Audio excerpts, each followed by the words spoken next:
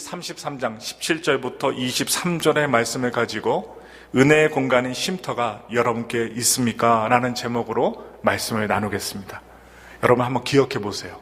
어릴 적에 여러분들 놀았을 때 어떤 놀이를 가장 많이 하셨어요? 단방구도 있고 얼음땡도 있고 그리고 비석치기도 있고 그 가운데 가장 어린 아이들이 잘하는 게 뭔가? 숨바꼭질입니다. 나 없다. 10, 9, 8, 7, 6, 5 이제 찾는다 하면 어떻게 해요? 애들이 찾는다 하면 어떻게 해요? 여러분들 마음속에 뛰지 않아요? 저도 했었어요. 그래서 막 돌아다니는 거예요. 우리 성도님들을 모시고 야외 나가서 숨바꼭질하면 야단법석 할 겁니다. 예, 어린아이의 마음으로 돌아가서 숨어라. 근데 또 숨고 나서 또 뭐라고요? 다 숨었다 딱 얘기합니다. 참, 예. 그리고 나서 다 숨어요. 어느 공간이든 다 들어가 숨고 막내, 제일 막내는 가는 곳마다 언니 오빠가 다 숨어 있어 가라고 합니다. 너 여기 있지 말고 여긴 내 장소니까 너는 저쪽 가라고요. 그럼 어떻게 해요? 저 구석 이제 찾는다 하니까 이제 마음이 졸이니까 숨지는 못하고 저 구석에 가서 머리만 구석에다 딱 몰고 찾아라 하고선 숨는 거예요. 제가 왜 이 숨바꼭질을 얘기를 할까요? 다 자기만의 공간을 찾습니다. 그래서 인간의 감정은 공간에 얼마나 지배를 받을까 한번 생각해 보았어요. 공간이 사람을 움직인다라는 책에서 저자 콜린 앨러드라는 사람은 우리의 사랑, 욕망, 권태, 이 불안과 같은 감정들이 공간에 좌우한다고 말을 하고 있습니다. 특별히 사람들은 자기만의 공간을 갖고 싶어 합니다. 그리고 그 자기만의 공간이 침범당했다고 생각이 되어지면 어떤 마음이 드느냐? 몹시 불쾌하게 생각합니다. 기분 나쁘게 생각합니다. 그 자기만의 공간을 심리학에서는 무엇이라고 이야기하느냐? 개인 공간, 퍼스널 스페이스라고 정의하고 있습니다. 예를 들면 공원에 딱 갔을 때 의자가 많잖아요. 벤치가 많아요. 그런데 의자가 많은데 공원에 아무도 없이 내가 혼자 앉아 있는데 어느 낯선 사람이 지나가다 오더니 그 많은 의자들을 두고 내 옆에 와서 덜컹 앉는다고 생각해 보세요. 아니 의자가 되게 많은데 공원이 되게 넓은데 나 혼자 앉아서 책 보고 있었고 뭐 낙엽이 떨어지는 것을 보면서 이렇게 마음을 좀 이렇게 쓰다듬고 있었는데 어느 나보다 행색이 좀 이렇게 좋지 못한 사람이 지나가다가 이렇게 두리번 하다가 내 옆에 와서 딱 앉는 거예요. 그렇게 생각해 보세요. 그러면 대부분의 사람들은 불쾌하게 생각합니다. 여기 계신 여자분들은 조금 이렇게 어떻게 지조가 있으셔서 딱 앉으면 어떻게 할 거예요? 자기 자리에서 딱 일어나서 다른 자리 가서 딱 앉으실 거예요. 왜 그래요? 기분 나빠서. 혹 자기를 해칠지도 모른다는 두려움 때문에 자리를 옮기실 것입니다. 분명 그 사람이 자기 옆에 앉는 것이 전혀 문제될 것이 없는데도 자기만의 공간이 침범당한 것처럼 불쾌하게 생각하게 됩니다. 우리 남자분들이 계신데 이 남자분들은 이런 경험 많이 했을 것입니다. 웃기는 경험입니다. 고속도로 휴게소 및 이 미국에서 그 공항에 있는 화장실에 가시면 소변기가 여러 개 있습니다. 여자분들 그 소변기보다 남자분들 소변기가 많이 있습니다. 그런데 자세히 화장실 가서 살펴보면 한 사람이 소변을 보고 계세요. 그런데 내가 딱 들어갔는데 소변기가 많은데 그 옆에 가서 소변을 넣을까요? 아니면 좀 멀리 떨어진 소변기 가서 소변을 넣을까요? 남자들 대부분이 남자가 오른쪽 끝에서 소변을 보고 있으면 바로 옆에서 줄을 서서 난 두 번째 이렇게 소변을 보는 게 아니라 제일 끝에 오른쪽 끝에 가서 소변을 보게 됩니다. 바로 옆에 있는 소변기를 이용하지 않습니다. 특히 사람들이 붐빌 때는 어쩔 수 없이 자리가 나면 아무 데서 가서 소변을 보지만 사람이 없거나 한 사람이 소변을 누고 있으면 바로 그 옆에 가서 소변을 보는 일이 없어요. 왜 그럴까요? 바짝 붙어서 소변을 보면 불편하기 때문입니다. 그것은 사람들이 모두 무의식적으로 개인 공간이라고 부르는 나만의 공간을 갖고 싶어하는 심리적인 요인 때문이라고도 합니다. 그래서 남의 집이, 여러분들 여행해 보셨지만 남의 집 아니면 호텔이 아무리 럭셔리 할지라도, 그리고 남의 집이라고 해서 멋진 집으로 인테리어해서 꾸민 집이라 할지라도 별로 볼품이 없는 오래된 내 집만큼 편안하지 못합니다. 나를 위한 나만의 공간이 아니기 때문에 아무리 좋은 집에 간다 할지라도 내 집만큼 편하지 않은 것입니다. 그래서 하나님께서 우리들에게도 공간을 주셨는데, 그래서 하나님은 우리 심령 속에 하나님을 둘 수 있는 공간도 주시고 살 수 있는 환경의 공간도 주셨어요. 그것은 사람들이 모두 무의식적으로 개인 공간이라고 부르는 나만의 공간을 갖고 싶기 때문입니다. 그래서 여러분, 하나님께서 우리에게 주신 게 있어요. 창조주 하나님, 은혜의 하나님이 인간들에게 공간이라는 장소를 선물로 주셨어요. 우리 다 같이 창세기 2장 8절의 말씀을 다 같이 함께 읽겠습니다. 야훼 하나님이 동방의 에덴에 동산을 창설하시고 그 지으신 사람을 거기 두시니라 말씀하셨습니다. 하나님께 인간이 할 수 있는 에덴 동산이라는 이 공간을 마련해 주셨다는 것입니다. 특별한 공간을 마련해 주셨어요. 그래서 인간은 하나님께서 주신 그 장소에서 언제나 행복하게 오랜 시간 살 수 있게 되었습니다. 그리고 모든 것에 만족할 수 있게 되었고 평안을 누릴 수가 있었습니다. 그런데 불행하게도 최초의 인간이었던 아담과 하와는 하나님께 순종하지 못하고 범죄함으로 말미암아 하나님께서 주신 그들만의 공간 에덴 동산에서 쫓겨나고 맙니다. 여기서부터 사람, 인간의 불행은 시작된 것으로 보여집니다. 어쩌면 에덴 동산에서 쫓겨난 이후 인간은 자신만의 공간을 갖고 싶어 하는지도 몰라요.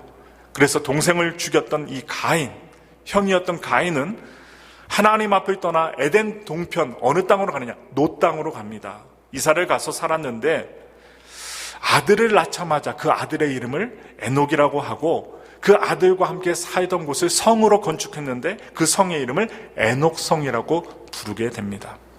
자신들만의 공간을 갖고 싶었던 거예요. 아담과 가인의 후예인 우리 인간들도 자신만의 공간을 갖고 싶어 합니다.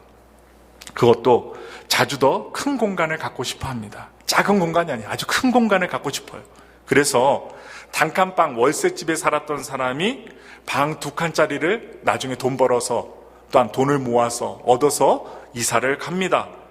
전세를 살았던 사람이, 미국에는 전세가 없지만 이 전세를 살았던 사람이 한국에서는 자기 집을 갖고 싶어서 아파트를 사고 큰 단독주택을 사서 이사를 갑니다. 처음에는 20평짜리 아파트에 살아요. 그것도 좁다고 생각해서 30평, 40평으로 늘려서 이사를 합니다. 20평, 30평에 살아도 불편함이 없을 텐데도 불구하고 더 넓은 곳을 원합니다.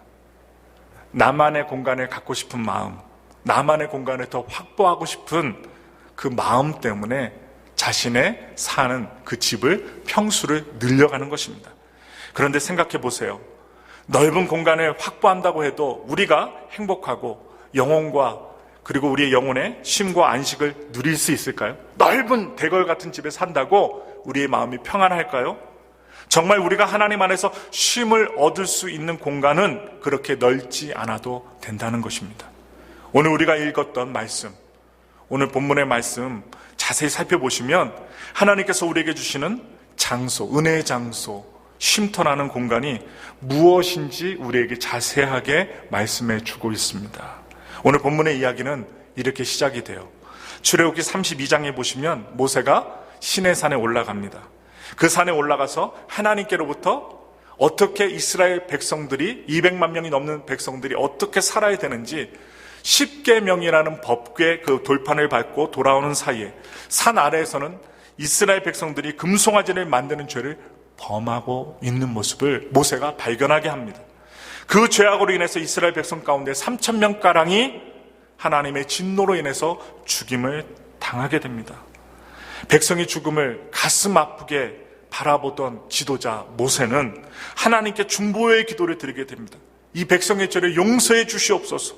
간절히 하나님께 기도합니다. 만일 이 백성의 죄를 용서하지 않으시려면 생명책에서 자신의 이름, 제 이름을 지워버려 달라고 하나님께 강청하면서 백성들을 다시 용서해 달라고 이 지도자 모세는 기도했습니다. 하나님은 그 기도를 들으시고는 진노를 좀 약간 누그러뜨리셨어요. 그리고 33장, 출애굽기 33장에 보시면 하나님의 진노하심이 다소 누그러지긴 했지만 하나님께서는 이 백성과 함께 가지 않겠다고 단호하게 선언하십니다. 그러자 모세는요, 뒤로 물러나잖아요. 다시 하나님께 강청하며 기도합니다. 하나님께서 함께 가시지 않으면 안 됩니다. 함께 꼭 가셔 주셔야 됩니다. 하나님께서 함께 꼭 가셔야만 합니다 라고 하면서 기도를 해요. 결국에 모세의 간절한 기도에 하나님께서는 가겠다라고 약속을 하십니다. 그러자 모세는 함께 하겠다는 약속의 증표로 주의 영광을 보여달라고 더더욱 요청합니다. 멈추지 않고요, 약속해 주시는데 증표를 보여주세요. 하나님의 영광의 증표를 나에게 보여주소서 요청을 하게 됩니다. 오늘 본문 출애굽기 33장 18절에서 하나님께 이렇게 기도합니다. 우리 모세의 심정으로 읽겠습니다. 시작. 모세가 이르되 원하건대 주의 영광을 내게 보이소서. 그러자 하나님께서 20절에서 이렇게 말씀하셔요. 하나님의 마음으로 읽겠습니다. 또 이르시되 내가 내 얼굴을 보지 못하리니 나를 보고 살 자가 없음이니라. 이렇게 하나님께서 말씀하시면서 모세에게 한 장소를 지정해 주십니다. 그곳에 서면 하나님의 얼굴을 보지 못할 것이지만 하나님의 등, 나의 등을 볼 수 있을 것이다 라고 하면서 장소를 지정해 주시고 명령하셔요. 첫째로 하나님의 영광을 보기 위해서 하나님께서 모세에게 지시하신 한 공간이 있었다는 것입니다. 한 공간. 21절에 보시면 다 같이 읽겠습니다. 좀 천천히 읽으면서 한번 생각하면서 읽겠습니다. 야훼께서 또 이르시기를 보라, 내 곁에 한 장소가 있으니 너는 그 반석 위에 서라. 하나님께서 이렇게 말씀하셔요. 한 반석 위에 서라. 그리고 하나님께서 모세를 반석의 틈 사이에 두시고 무엇으로 덮어주시느냐? 하나님의 보이지 않는 손으로 덮어주셨습니다. 하나님께서 모세에게 주신 공간은요, 하나님께서 특별하게 지정해 주신 공간입니다. 그냥 아무데나 가는 게 아니라 하나님이 특별히 말씀하시고 특별히 지정해서 주신 장소예요. 하나님께서는 당신의 영광을 보고 싶어하는 지도자 모세에게 한 장소, 한 공간이 있으니 너는 그 반석 위에 서라. 아주 자세하게, 자상하게 말씀하셨습니다. 그런 다음에 하나님께서는 모세를 반석 틈에 두시고 당신의 거대한 손으로 모세를 덮어주십니다. 물론 지리적으로 하나님께서 직접 모세에게 지정하여 주신 그 장소가 저와 여러분들은 어딘지 잘 모릅니다. 역사학자들도 지리학자들도 몰라요. 알 수 없습니다. 그러나 어떤 학자들은 그 바위 틈을 구약 성경에 나오는 엘리야가 호렙산에 머물면서 하나님의 세미한 음성을 들었던 그 장소라고 말하기도 합니다. 그래서 모세가 갔던 장소, 모세가 하나님의 등을 보았던 장소, 또한 제가 좀 전에 말씀드렸던 호렙산에서 엘리야가 하나님의 세미한 음성을 들었던 장소가 정확하게 일치하지는 않지만 엘리야도 하나님께서 지정하여 주신 장소에서 그 공간에서 세미한 음성을 들을 수 있었다는 것은 동일합니다. 그래서 열왕기상 19장 11절에 보시면 이렇게 말씀하고 있습니다. 다 같이 읽겠습니다. 야훼께서 이르시되 너는 나가서 야훼 앞에서 산에 서라 하시더니, 이것이 바로 하나님께서 나타나실 곳을 엘리야에게 지정하여 주신 장소라는 증거입니다. 여러분, 성도님들께서는 엘리야처럼 하나님의 음성을 들을 수 있고 모세처럼 하나님의 영광을 볼 수 있는 장소가 있으십니까? 하나님은 모든 곳에 계시지만 우리에게 하나님의 음성을 듣고 하나님의 영광을 볼 수 있는 장소를 지정해 주시기도 합니다. 그러나 어리석은 우리 인간들은 하나님의 음성을 듣거나 하나님의 영광을 볼 수 있는 거룩한 장소에는 별로 관심이 없다는 데 문제가 있습니다. 오히려 투자 가치가 있는 공간, 내가 뭔가 큰 이익을 얻을 수 있는 공간에 많은 관심을 갖지, 영원히 살 수가 있고 평강을 주시고 하나님의 영광이 나타나는 그 장소에는 별로 관심이 없다는 데 문제가 있다는 것입니다.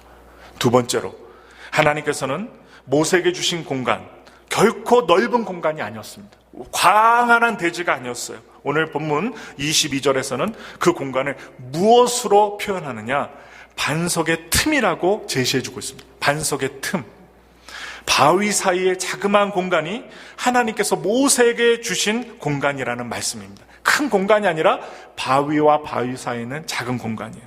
그리고 엘리야에게 하나님께서 지시하신 장소도 결코 넓은 공간이 아니었습니다. 호렙산에 있는 한 작은 동굴에 불과했습니다.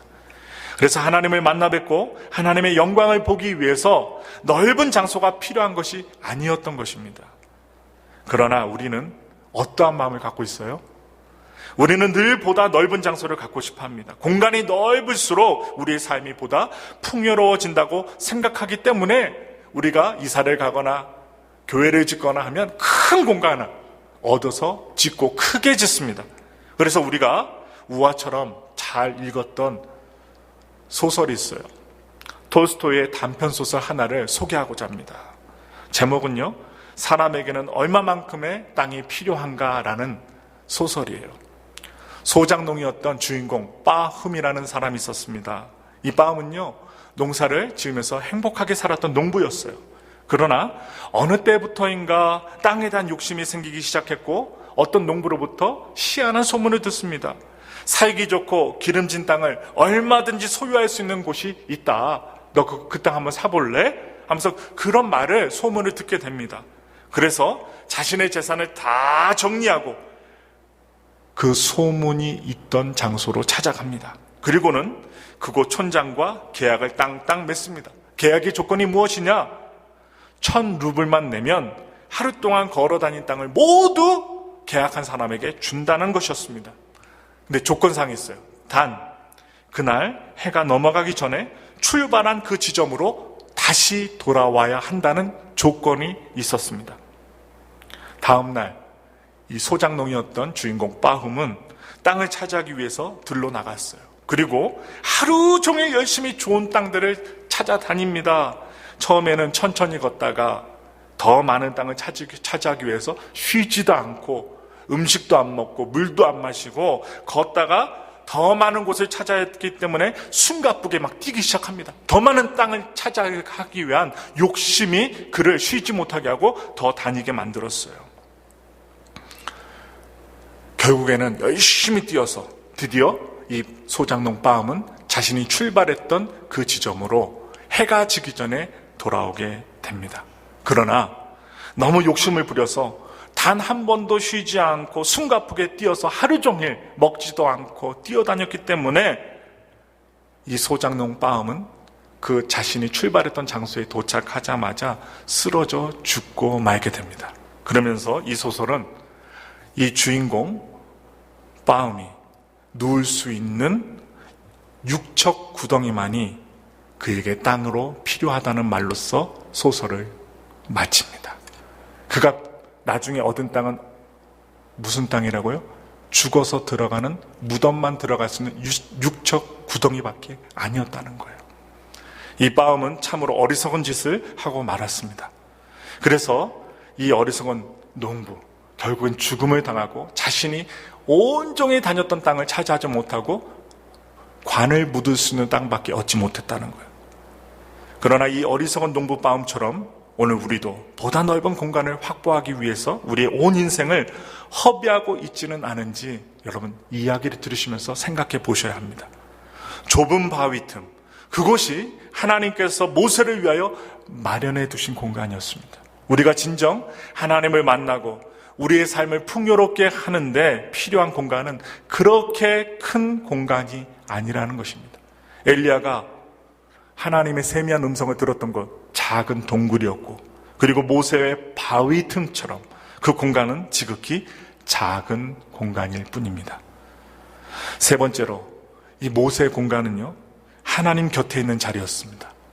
혼자 있는 공간이 아니에요. 하나님 곁에 있는 공간이었어요. 21절 하나님께서 다시 말씀하십니다. 우리 다시 한번 말씀을 볼게요. 21절의 말씀, 오늘 본문의 말씀입니다. 야훼께서 또 이르시기를 보라, 내 곁에 한 장소가 있으니 너는 그 반석 위에 서라. 하나님께서 모세에게 마련해 두신 공간은 하나님 곁에 있는 곳이었습니다. 이 모세는 하나님 곁에 나아갑니다. 여러분, 오늘 성경을 읽으시면서 모세가 찾아갔던 자리, 하나님이 명하신 자리, 이 모세의 자리가 하나님 곁에 있다고 하는 것은 과연 무엇을 의미하는 것일까요? 그것은 하나님의 보호하심 아래에 있다는 것을 말씀하시는 것입니다. 하나님이 함께 하시는 것을 경험할 수 있는 공간이라는 거예요. 하나님이 함께 할 수 있는 공간. 모세에게 준비된 하나님의 하나님 가까이 있는 장소, 하나님이 계시는 한 작은 바위 틈은 하나님의 은혜의 자리였던 것입니다. 그래서 하나님께서 친히 당신의 손으로 감싸시고 그리고 보호해 주시는 그런 공간이었어요. 그런 장소가 진정으로 우리의 쉼터가 된다는 사실입니다. 그래서 하나님의 품 안에서 안식을 얻을 때까지 참된 안식을 얻지 못하였다라는 성 어거스틴의 고백처럼 진정한 평안과 안식은 하나님 품 안에서만 가능하기 때문입니다. 여러분, 세상에서는 안식을 주지 못해요. 여러분들과 제가 거하는 집에서도 참된 안식을 가질 수 없어요. 그렇기 때문에 오늘 말씀에서도 인간이 참된 안식과 쉼을 얻는 그 하나님의 품을 하나님의 곁에 있는 작은 바위 틈이라고 말해주고 있는 것입니다. 우리 인간에게는요, 공간이 필요합니다. 여러분과 저에게는 공간이 필요해요. 하나님께서 최초의 인간 아담과 하와에게 에덴 동산을 주셨듯이, 그런 공간을 주셨듯이 누구에게나 자신의 삶을 영위하기 위해서는 장소가 필요하고 공간이 필요합니다. 어린아이뿐만 아니라 젊은이나 나이 많으신 노인분들까지도, 심지어는 이 세상을 하직하는 죽으신 분들까지도 그 죽었을 다음, 죽음 이후의 장례식을 통하여 그의 관이 들어갈 수 있는 공간이 필요하다는 것입니다. 그런데 중요한 것은 우리가 어떤 공간을 원하느냐 하는 거예요. 성도 여러분, 하나님께서 우리에게 어떤 공간, 어떤 장소를 주시겠다고 말씀하신다면 여러분들은 하나님께 어떤 공간, 어떤 장소를 달라고 하시겠습니까? 우리의 욕심을 채우기 위해 투자 가치가 있는 공간을 달라고 하시겠습니까? 아니면 하나님께서 은혜를 베풀어 주실 수 있는 장소가 필요하다고 나에게 달라고 하시겠습니까? 2000년 전에 하나님께서 인간의 몸으로 이 땅에 찾아오셨을 때 생각해 보세요. 하나님께서는 묵으실 여관 하나 없었습니다. 세상은 창조주 예수 그리스도, 하나밖에 없는 구세주 예수 그리스도를 모실 방 하나 갖고 있지 못했습니다. 여관도 많았고 잠잘 곳도 많았지만 예수님께 내어줄 빈방 하나가 없었다는 거예요. 오히려 하나님 모시기를 거절하고 대신 마곡간으로 쫓아냈습니다. 이 세상이 하나님께서 필요한 공간을 마련해 드리지 못한 것입니다. 그러나 하나님께서는 그 외양간과 말 구유를 하나님의 장소로 선택하셔요. 가장 낮고 천한 공간을 하나님이 선택하셔서 마리아와 요셉과 아기 예수가 그곳으로 들어가게 됩니다. 그뿐만 아니에요. 예수님께서 자신의 공간을 갖지 못하셨어요. 예수님이 말씀하셨죠. 여우도 굴이 있고 공중의 새도 집이 있으되 인자는 머리 둘 곳도 없도다. 예수님은 머리 둘 곳도 없으셨다고 고백합니다. 그렇게 탄식하신 분이 우리 주님이셨어요. 예수님이셨어요. 그래서 예수님은 광야로 내어 쫓기고 산으로 쫓기면서 거기에서 밤을 지새며 무엇하셨어요? 잠을 주무시기도 하셨지만 밤새우면서 기도를 하십니다. 심지어 죽으실 때에도 자기가 들어갈 무덤, 공간이 없어서 남의 무덤을 빌려서 장사를 지낸 분이 누구예요? 우리 구주 예수님이세요.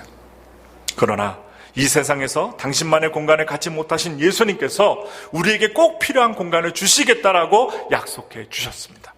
당신을 위한 공간이 없으셨기 때문에 우리를 위한 영원한 공간을 마련하시기 위해서 하늘로 올라가신 것입니다. 지금도 하늘나라에서 우리의 연약함을 위하여 그 공간에서 기도하고 계신 예수님이 계시다는 것입니다. 우리가 잘 아는 요한복음 14장 2절부터 3절의 말씀을 통해서 주님께서 약속하신 말씀을 우리가 확인해 보겠습니다. 다 같이 읽겠습니다. 내 아버지 집에 거할 곳이 많도다. 그렇지 않으면 너에게 일렀으리라. 내가 너희를 위하여 거처를 예비하러 가노니 가서 너희를 위하여 거처를 예비하면 내가 다시 와서 너희를 내게로 영접하여 나 있는 곳에 너희도 있게 하리라. 예수님은 연약하고 부족한 이 땅이 아니라 하늘에 당신의 영원한 공간이 있으셨기 때문에, 장소가 있으셨기 때문에 세상에서는 당신의 공간 하나 갖지 않고 사셨던 것입니다. 필요가 없으셨지요. 그리고는 우리를 위해서 하늘의 영원한 공간을 마련해 두신 것입니다.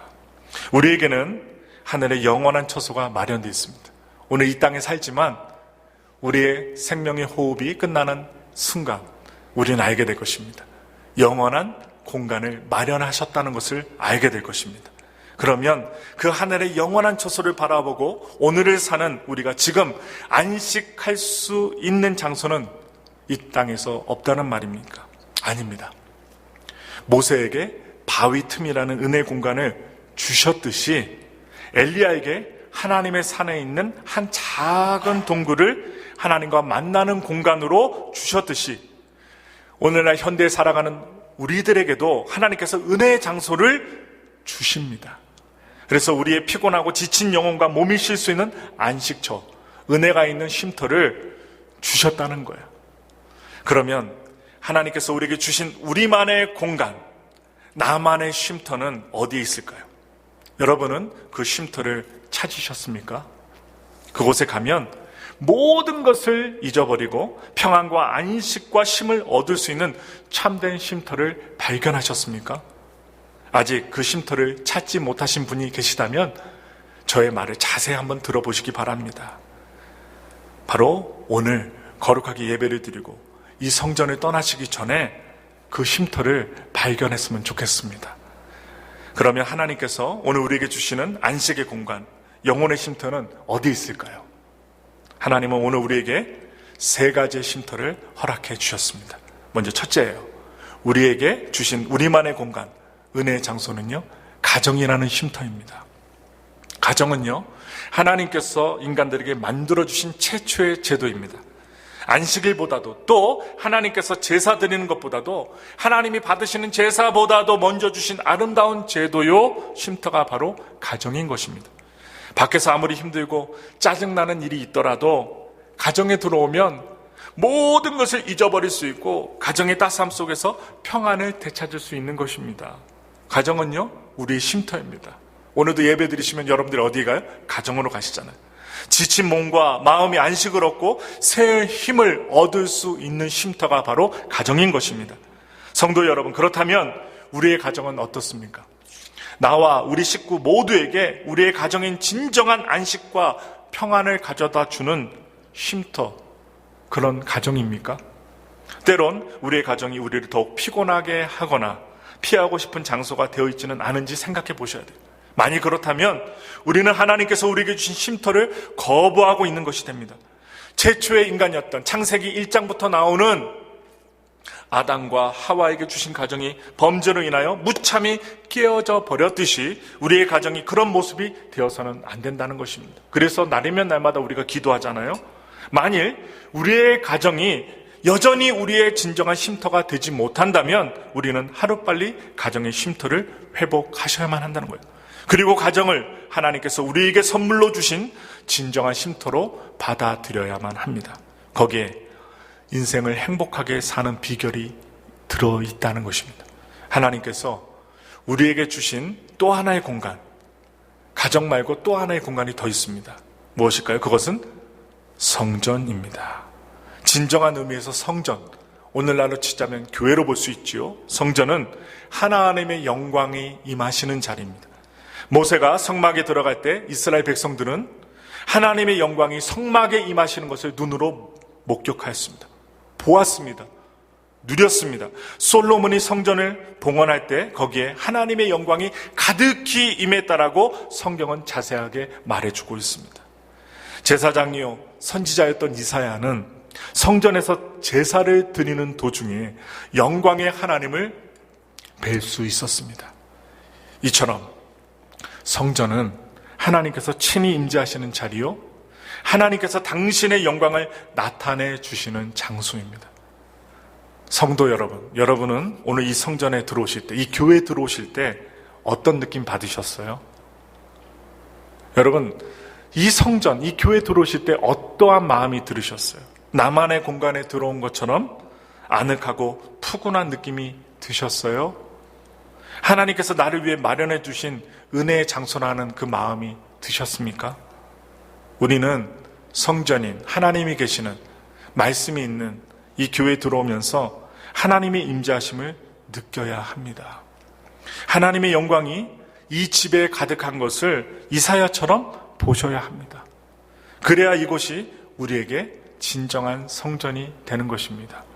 이 성전 안에서 세상의 욕망과 죄악의 찌꺼기들이 깨끗하게 씻겨지는 체험을 하셔야만 합니다.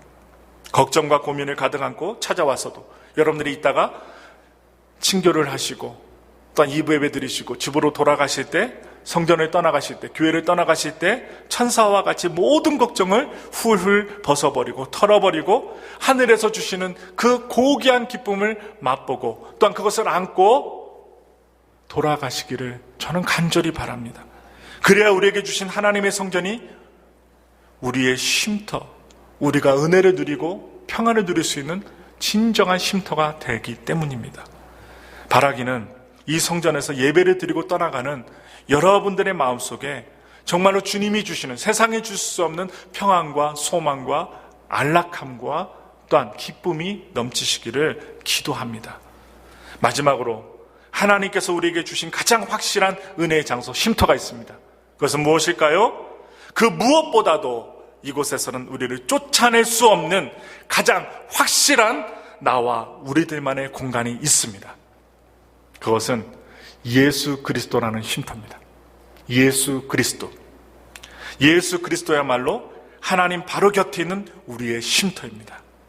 예수님은 우리에게 영원히 주실 공간과 장소를 예비하시기 위해서 이 세상에 있는 어떤 장소와 공간에 막힌 담들을 다 헐어버리시는 분이십니다. 공간과 시간을 초월하시는 분 뿐만 아니라 예수님 자신이 우리의 공간이요 우리의 영원한 쉼터가 되어 주신다는 것입니다. 우리가 이렇게 앉아있고 제가 서있고 우리가 하나님의 교회 안에서 말씀을 전하고 들을 수 있고 하나님께 찬송 드릴 수 있고 아무리 절망적인 상황이라 할지라도 그분 안에서는 절대 절망이 절대 희망이 되는 공간이라는 것입니다.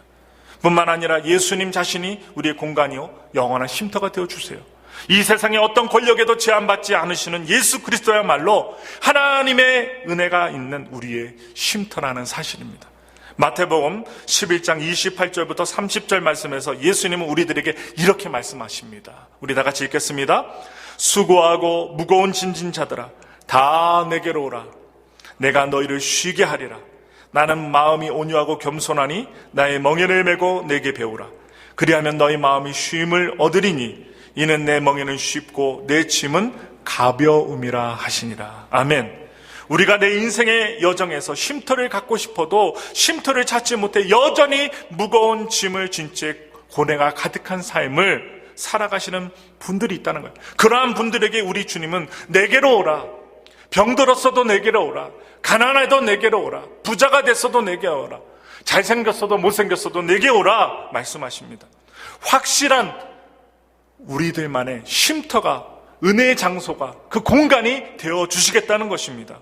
심지어 내 가정에서 참된 안식을 얻을 수 없는 분들, 그리고 하나님의 성전에서조차 하나님의 임재하심 앞에서도 내 영혼의 평강을 발견할 수 없는 분들에게도 예수님은 진정한 공간이요 은혜의 장소요 또한 정말로 생수가 흘러넘치는 쉼터가 되어 주시겠다고 우리에게 약속하고 계십니다. 여러분, 힘든 세상에서 참된 안식을 누리고 살고 싶지 않으세요? 진정한 평강을 원하지 않으세요? 아직도 내 삶에서 내 영혼이 쉴 수 있는 쉼터를 찾지 못하셨습니까? 우리의 쉼터는 멀리 있는 것이 아닙니다. 넓은 것이 아닙니다. 바로 우리 곁에, 우리 안에 계신 예수 그리스도가 우리의 영원한 공간이요 쉼터입니다. 하나님께서 모세를 바위 틈에 두시고 당신의 손으로 친히 보호하셨듯이 하나님은 우리를 위해서 예수 그리스도라는 쉼터를 또한 은혜의 장소를 마련하시고 누구든지 그 안으로 들어오는 자를 보호하시고 영원한 안식을 주시겠다고 말씀하셨습니다. 예수 그리스도 안에 있으면 영원히 목마르지 않는 생수를 공급받을 수 있습니다. 우리가 삶을 살아가면서 얼마나 목말라요. 얼마나 욕망이 많아요. 얼마나 죄가 많아요. 그런 우리들에게 말씀하십니다. 요한복음 7장 38절에 이렇게 말씀하셔요. 다 같이 믿음으로 고백합니다.